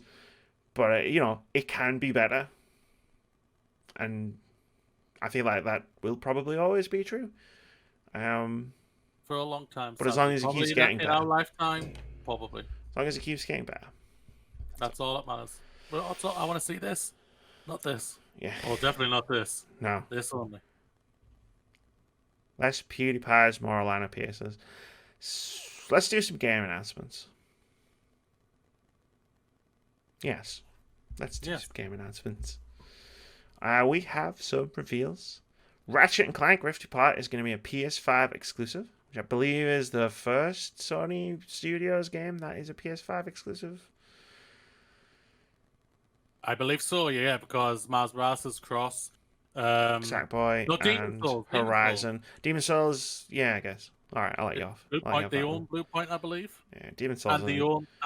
And they own the Demon's Souls IP, so... Well, Demon's Souls isn't going to be as big a seller as those other four. Vampire the Masquerade Battle Royale game coming in 2021. I thought we were over this. I thought we were done with this now.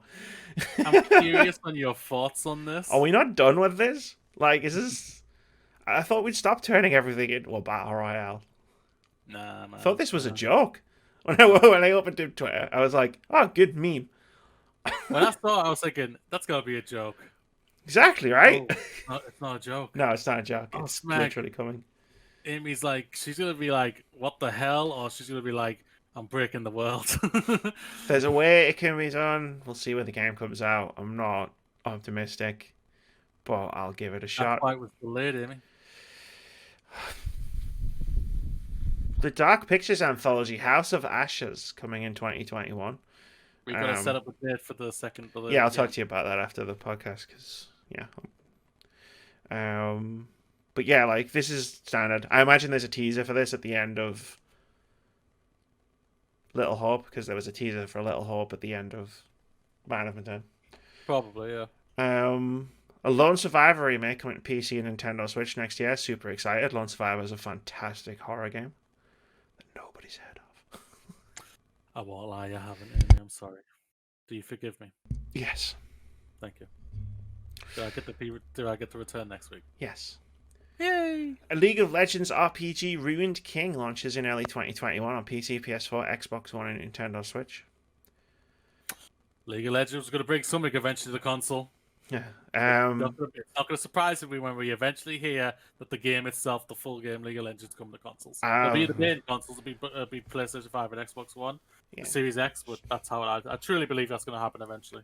Yeah, it depends. It's a very complicated game. I tried playing it once. Oh, I don't deny what you're saying there. I do not deny. Last one, Warhammer Age of Sigmar Timefall, coming to VR platforms in 2021. Got a few release dates.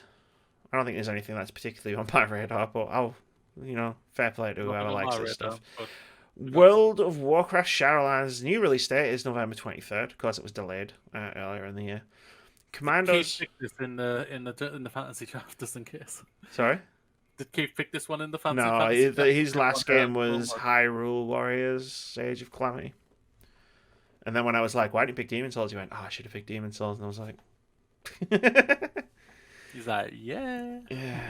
It'll still score pretty well. Commandos 2 launches December 4th on Nintendo Switch. It's a remaster of Commandos 2. Blood Rain 1 and 2 Remastered launches November 20th on PC. Keith really liked those games, so he'll be happy about that. Animal Farm launches December 10th on PC and mobile. There were delays. I can't remember if we did this one last week or not. so I'm just going to do it again. Far Cry 6 and Rainbow Six Quarantine have both been delayed. I think we talked about it on the review podcast, but I don't think it was on the main podcast. And Everspace 2's early access launch has been delayed to January 2021 to avoid the Cyberpunk launch. If that's all right. Oh, what's up? Ubisoft also delayed another game I had no idea was actually in development, but it's been pushed for the film to come out next year, and that's Avatar. Oh, okay. I had no idea Ubisoft were doing an Avatar game. Avatar. Yeah, I remember all that stuff coming out now. Ubisoft doing an Avatar game. Did Avatar come out like 2009? Yep. And they're releasing this game for the sequel in 2022. No, 2020. 2020. Yeah, 2022. 2022, yeah. Yeah, because it was meant to be coming next year, and then Disney went, nah, we don't like Moody, so we're going to push you. Believe it when I see it. Well, it's getting filmed, so. It's been getting filmed for years. Free-ish. About a year, actually. Free-ish games. Free on Epic this week, Dungeons 3 until November 12th. Go grab that. It is completely free, no subscriptions required. Games with gold for November. Origami Shadow Edition and Full Spectrum Warrior on November 1st. Great games, both of them. Absolutely love both of those games. And on November 16th, you get Lego Indiana Jones The Original Adventures and Swim Sai. PlayStation Now games on November 3rd, so that already happened, but these are the new PlayStation Now games for November. Rage 2, Injustice 2, F1 2020, My Time at Porsche, and Warhammer Vermintide 2. I've played 3 of those games. I've played 4 of those games, and 3 of them are excellent.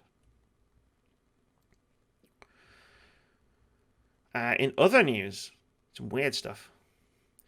Dragon Quest XI Definitive Edition gets a free 10-hour demo on PlayStation 4, Xbox One, and Nintendo Switch. So if you want to check out Dragon Quest XI, you get like 10 hours on a console on a demo, and the progress transfers over if you decide to get the full game.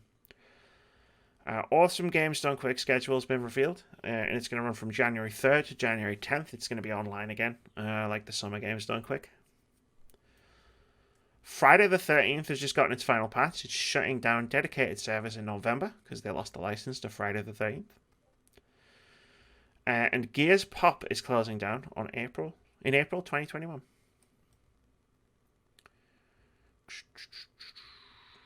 Really brings into question game ownership. Those last two. Yeah. Where it's like, well, I bought and paid for the game, but I won't be able to play it. Well, right now, when it comes to Friday the 13th in general, the license is like in a huge legal battle right now. So it's that's why the game's shutting down. Cause I'm guessing the person they were hoping would win it has not won it. Unfortunately, not. It's a shame as well because I bought that game. I wanted to play it with Phil because we both love Friday the 13th, but we never got around to it and then forgot. I think we both forgot we owned it. Right? Yeah, kind of.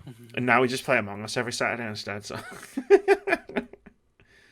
in the end, those are very similar things. That's true. Yeah, that's true. We've got a content drop. We've got 3 articles for you to read. Couple of games industry.biz articles. The first one, Saved by Morrowind, Striving for Starfield, Todd Howard and the Story of Bethesda. I did a talk at Develop Online about all sorts of Bethesda things. It's quite interesting to give it a read. Whatever your thoughts of Todd Howard are. I know there's a wide spectrum of opinion as far as Todd Howard goes. The second one, is the games industry open to working class people? Which, with a question mark at the end.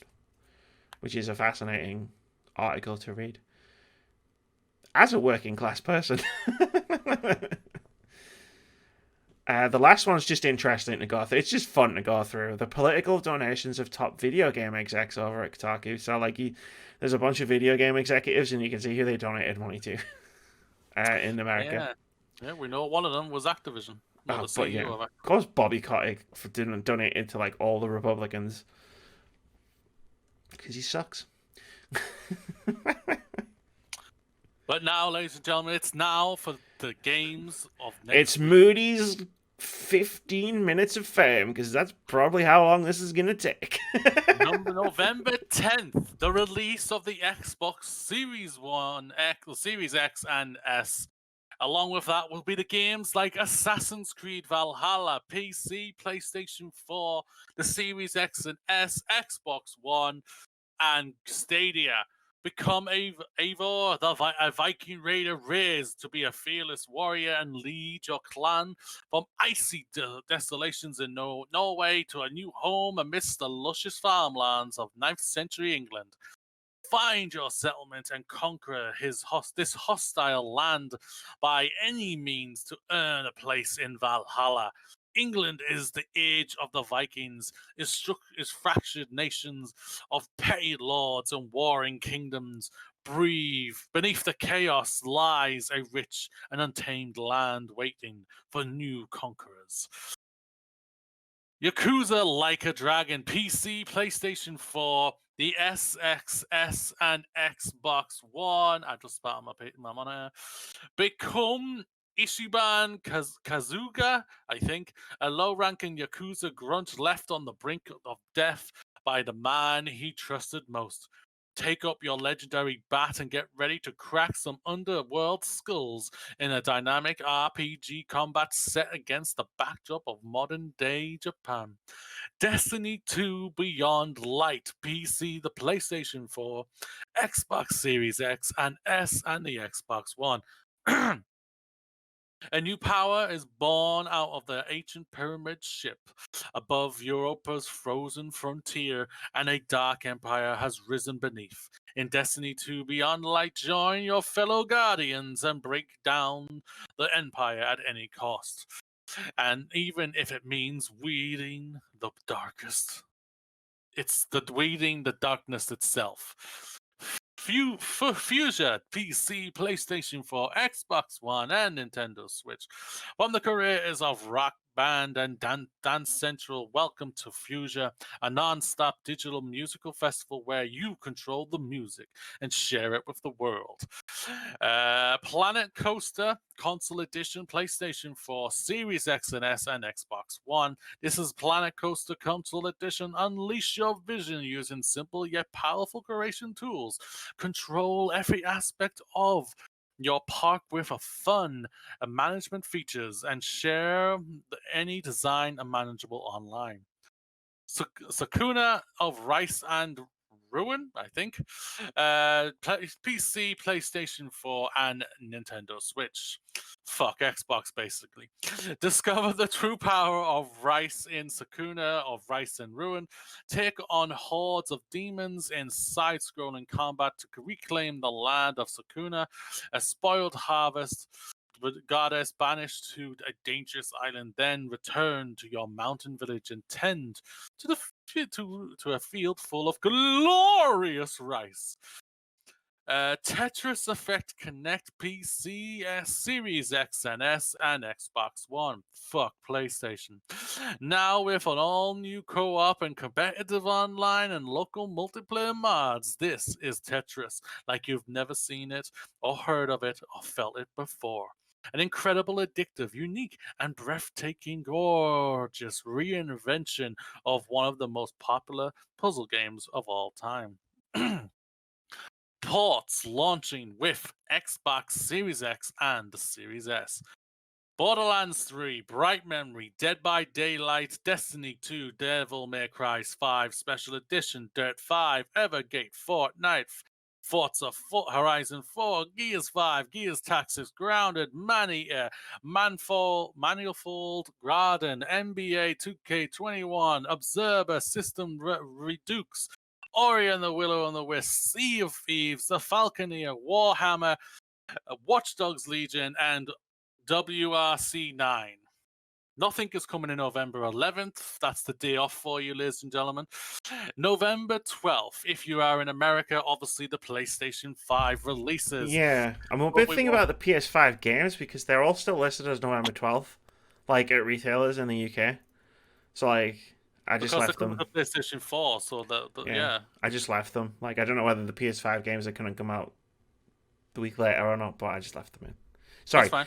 I am listening. I'm reading EA's press release for its quarterly finance statement. Okay. Make money, I guess. Yeah. Marvel's Spider-Man Miles Morales, PlayStation 5 and the PlayStation 4. In the latest adventure of Marvel's Spider-Man universe, teenager Miles Morales is adjusting to his new home while following in the footsteps of his mentor Peter Parker.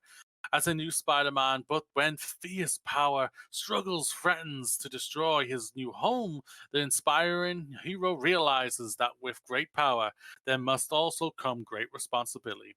To save all Marvel's New York City, Miles must take up the mantle of Spider-Man and own it. Demon Souls for the PlayStation 5. From PlayStation Studios and Blue Point Games comes a remake of a PlayStation classic, Demon Souls, entirely rebuilt from the ground up and masterfully enhanced. This remake introduces the horrors of a fog-laden dark fantasy land to a whole new generation of gamers. Call of Duty, Black Ops Cold War, PC, PlayStation 5, the PlayStation 4, Series X and X, and Xbox One. Black Ops Cold War drops you into a volatile geopolitical battle of the early 1980s in a gripping single-player campaign where players will come face to face with historical figures and hard truths as they battle around the globe through the icons, locals like East Berlin, Vietnam, Turkey, Soviet KGB headquarters, and more. Sackboy: A Big Adventure, the PlayStation 5 and PlayStation 4. Iconic PlayStation hero Sackboy bursts back into breathtaking action with a huge, fun, and frantic 3D multiplayer platforming adventure and a whole new edgy sackitude. Okay. Astro's Playroom PlayStation 5, already on the PlayStation 5, it's instantly installed. From the team behind the critically acclaimed PlayStation VR adventure Astrobot Rescue Missions comes a brand new platformer preloaded on your PlayStation 5 console. Explore 4 worlds, each one showcasing innovative gameplay using the new and versatile features of the PlayStation 5 DualSense wireless controller. The game is free for all PlayStation 5 console users and is designed to be enjoyed by gamers and families alike. It's not really free as you're buying the console to get it. But okay. Book Snacks PC, PlayStation 5, and the PlayStation 4. Bug Snacks is the new horror game out there that Amy believes and will be the future 2020 game of the year. But for all of that, it takes on the whimsical adventure to Shakatooth Island, I think, home of the legendary half-bug, whatever, half-bug, half-snack. Thank you, though. Half-bug, half-snacks creatures. Bug Snacks invited by interpret explorers Elizabeth Megafig, I think. You arrive to discover your host nowhere to be found, her camp in shambles, and her followers scattered across the island alone and hungry. Almost there, ladies and gentlemen. The Pathless PC, PlayStation 5, PlayStation 4, and iOS. Explore a new world, an open world, and travel to a mystical island to dispel a curse of darkness that grips the world. Together with your eagle companion, discover the history of the island and fight epic battles to restore light to the land. Godfall PC and PlayStation 5. Embark on an adventure in a fantasy action RPG that utilizes high impact third person melee combat to engage players as they hunt for loot. Don legendary armor sets and defeat vicious enemies. Face challenging missions that reward you with head turning loots as you vanquish the armies that stand against you. Just Dance 2021, PlayStation 4, the Xbox One, Nintendo Switch, and Stadia. Fuck the next generation. Just Dance 2021 is the ultimate dance game with 40 hot new tracks from chart-topping hits like Don't Start Now, Feel Special, Senorite, I think. Senorita. Oh, Senorita, whatever. Thank you, though. Start a dance party your friends and family can enjoy. I'm not a music person.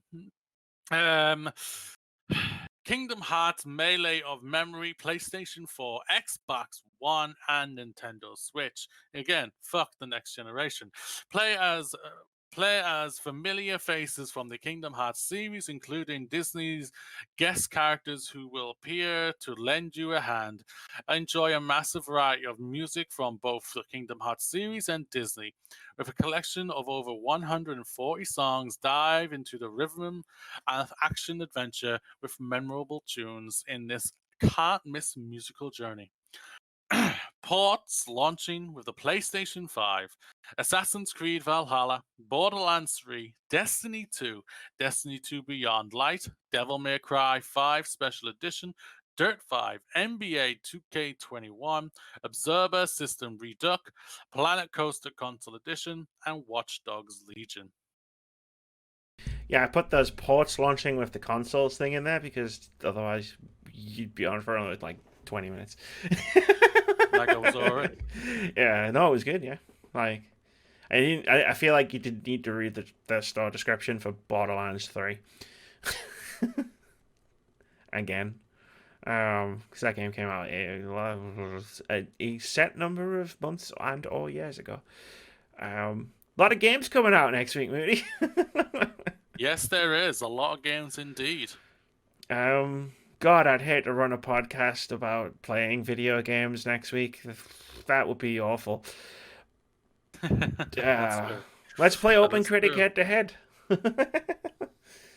This is a game myself and Moody play every single week where we try to guess the upcoming OpenCritic average, there we go, of one upcoming game. Whoever guesses closest to the OpenCritic score gets 1 point.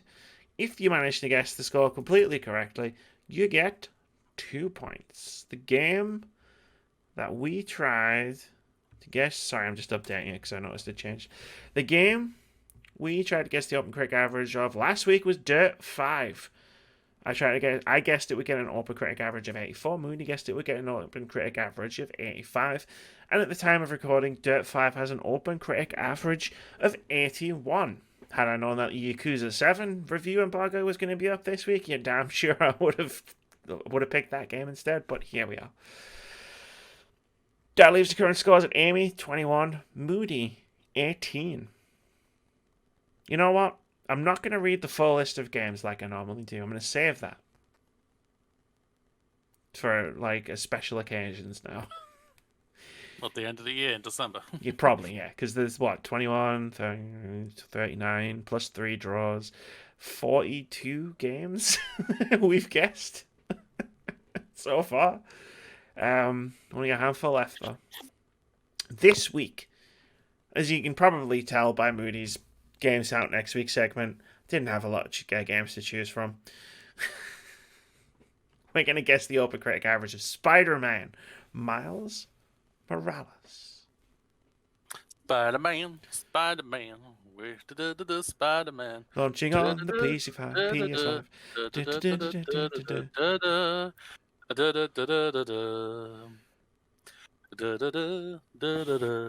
Also coming to the PS4. It's Miles Morales. It's fucking rocks. Miles is the best. Where? Where's my Spider-Gwen game? Moody. Where's my Spider-Gwen game? I don't know. I think people are I think people, even though people, like, you got the gamers out there and podcasts going, it's not a full game mentality and all like that. It's just a spin-off type of mentality. It's just DLC. All like that. Our game DLC. That's a good idea. That's good ass DLC for me. It's on the cheaper end. Kinda. I mean... Depending on which version you get here. Oh. I think it's going to get critically very well done.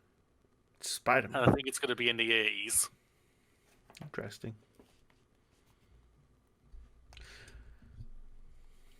I'm going the same as Dirt 5 last week, 85. Mooney is guessing Spider-Man Miles Morales will get an 85. I think it will not rate as high as Marvel's Spider-Man, which is at 88 on OpenCritic. Yeah. I see your 85. And I raise you. No, I'm not doing that again. And I raise you one PS5 launch title complete with all of the next generation enhancements on that sweet, sweet sounding DualSense controller. And I think it's going to get a 92. Wow. Amy's batting high today. I just think about the core gameplay of Spider-Man, which I loved. It's like only my second ever platinum trophy.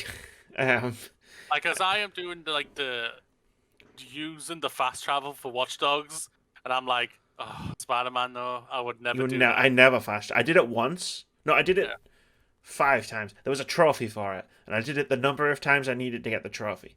Yeah, great. And I like the cutscenes. Oh, where it's just Spider-Man on the subway, like, looking at his phone or whatever. Like, I liked it. It was cool. But, nah, you just swing everywhere. But, like, I combine that with everything I've heard about the DualSense. And I'm like, I think it might not necessarily be the game itself, like, by itself, that would get a 92. I feel like when you combine it with how good the DualSense is in combination with that, and I feel like most people, or most outlets, are going to be reviewing this on PS5 hardware. Oh, hell yeah. The people who have PlayStation 5s now, will all have this on PlayStation 5. Yeah, 100%. Like, the reviews for this, I'd be very surprised if they don't start coming out probably over the weekend, or if not early next week. We'll be doing a contrast on our weekly review, because you'll be getting it on PS4 and I'll be getting it on PS5, and we can contrast the two versions. Like, Amy, yours is fast to get over. You'll be like, oh man, the loading screens, and I'll be like, what's a loading screen? Yeah, I'll be like, like me, Amy. Yeah, it's like 2021, like, all my third-party games are going to be like PS5. Like, everything is going to be on PS5.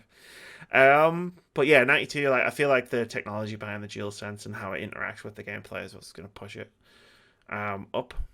Otherwise, I'd be around about. But that's for the console though. For me, that means they're reviewing the console again. So I'm like, that shouldn't be part of it. No, it's like when I talked about Half-Life Alyx, right? It was like I reviewed how the VR technology interacted with the game world, and I feel like it as long as it's specific, it's alright. It's fine. Like, that's what they'll do.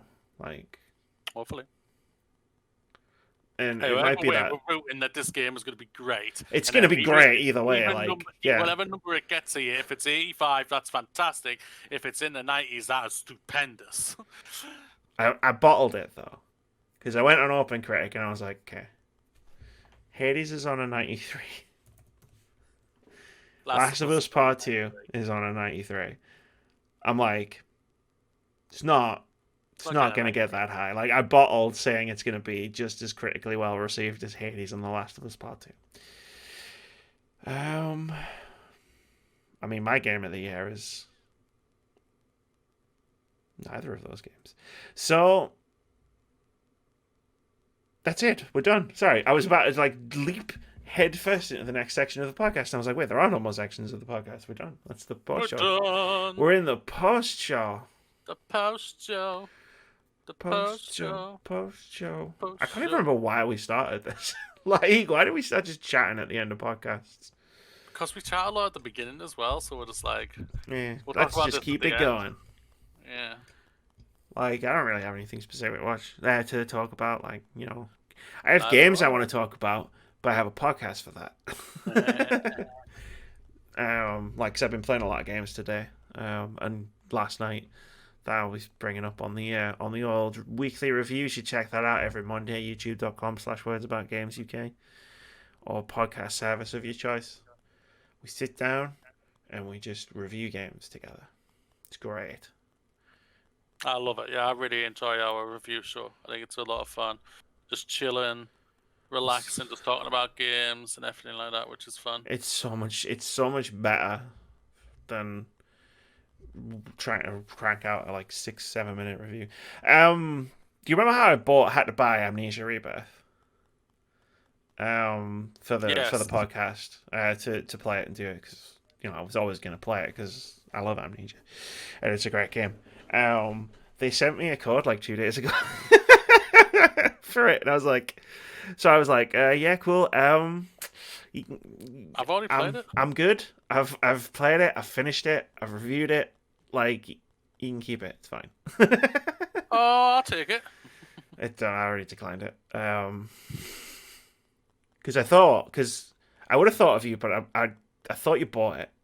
I returned it because Epic's not working, is it? Oh, of So course, yeah, no, because I remember you buying it with the £10, your Yeah. £10 voucher, which I never Yeah. used.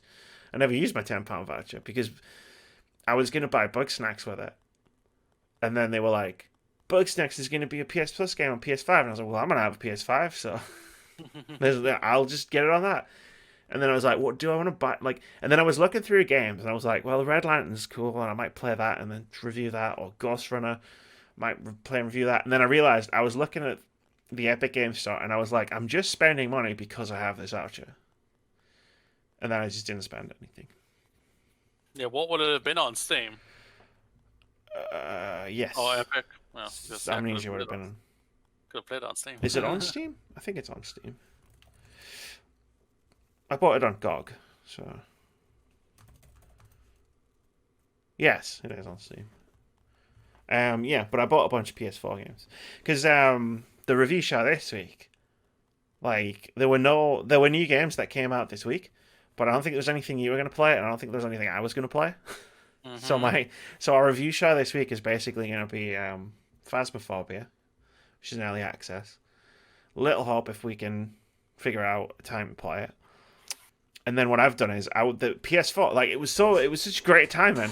I was like, do you remember what I was saying to you in a text message where I was like, all right, cool, I'm gonna there's some games that came out on consoles this year that were out on PC last year, and I want to review them, but only if like they're like Game of the Year eligible, like, because otherwise I'll just play them but I won't review them.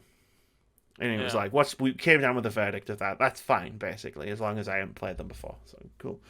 And then I went on the PlayStation Store this morning, and I was like, cool. I've got a list of games. I want to buy one of these games. And then I went on, and that game was on sale. And I was like, oh, cool. Let me have a look at some of the other games I've got on this list. And then the second one I had a look searched of, and that one was on sale as well. So I was like, all right, cool. I'm just gonna get these two games, and I'll just review these two games on top of all the other ones. So I spent the morning playing Superliminal. And I'm gonna play it and I'm gonna play at some point over the weekend. I'm gonna play Telling Lies on PS4. I haven't really played much right now. I played a little bit more of Kato. I'm past the part that I got stuck by. I've played a little bit more Watch Dogs, but I haven't played much. Apart from Phasmophobia, I haven't really played anything of real significance so far this week. This year. This year. Oof. Yeah, Sorry, well, it's like this podcast is almost like a holiday. Yeah, next one might be a short one. Yeah, it's just gonna be like, it's cool. I'm gonna be reviewing these games, but like obviously none of them are like cutting edge, brand new releases, and then like for like the next 2-3 weeks, it's just gonna be fucking bedlam. Expect special guests and longer episodes and tons of games to talk about. And then there's like this one really weird week where it's like the cool down week, right? Where it's like, okay, nothing's coming out. Everything else came out. So then it's like, okay, cool. I've got that list that I'm going to go back to of like, cool, I want to check out these games that I've missed. Yeah. Because I got all that. I'll bring the list up. Also, yeah, in the last 12 months, right? And you'll probably see it. You were probably reading about a game, and I was like scrolling through my phone, just went like that. In the last 12 months, their total net revenue is $5.5 billion. They've made like 3 point something on microtransactions. In the 12 months, like in the 3 months of the quarter that they were reporting on, it's like $1 billion on microtransactions. It literally, the email came through while I was sitting on the toilet. The irony, the absolute irony. Yeah, Oh, yeah, I've got a little list here. So I've got Superliminal and Telling Lies on it, which I've bought and I'm playing. Paradise Killer, Little Misfortune, which is another one that came out on consoles this year, but was on PC last year. I want to pick that up. That one's funny because I saw my friend streaming it, and I'd never heard of it before. And my friend was streaming it because a viewer bought it for her. And I watched her play like half an hour of it, and I was like, cool, I'm gonna bounce from this stream. And she was like, oh, you busy? And I was like, no, it's because I'm gonna play this. Like, I've watched you play half an hour of it, and I don't want to watch it anymore because I'm playing it. Also, I've got 13 Sentinels, Tell Me Why, which I'm gonna play over Christmas. And Florence, but I can play Florence whenever because it's like a hour-long game, I think.